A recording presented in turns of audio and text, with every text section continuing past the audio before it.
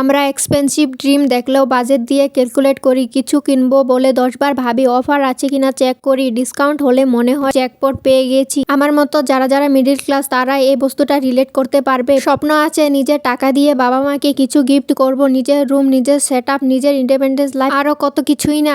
আমরাও ড্রিম দেখি, কিন্তু ওটা ফুলফিল আপ করার জন্য অনেক স্ট্রাগল করতে হয়। এভাবে আমরা সমাজের সাথে চলতে পারি না। কোনো বস্তু একটা কিনতে ইচ্ছা করলে সেটা মন মতো কিনতে পারি না, আর কিনলেও বা ভেবেচিন্তে কিনতে হয়। তুমিও যদি আমার মতো মিডিল ক্লাস থেকে বিলং করো তাহলে মনে রেখো আমাদের স্বপ্নগুলোর দাম কম না, শুধু আমাদের ওইগুলো ফুলফিল আপ করার জন্য একটু বেশি লড়াই করতে হয়। তো যাই হোক, আজকে এলাম দাদাদের বাড়িতে, তো সকাল সকাল ফোন দিয়ে বললো যে অল্প কিছু কাম ছিল, তুমি দেখে যাও, আমি এগুলো পারি না কিভাবে করতে হয়। তো মানে ও জানে না এগুলো শাক কিভাবে খেতে হয় বা কিভাবে বাঁচতে হয়, তো আমাকে বললো এসে, আমিও বেশি দিলাম, অনেকগুলো এনেছিল বাজার থেকে, একলা পারছিল না, তো আমিও আসছিলাম আজকে সকাল। আর কথাগুলি যদি তুমিও রিলেট করতে পারো তাহলে একটা লাইক দিয়ে যেও। আর এখানে শাক বাসা হয়ে গেছে আমাদের।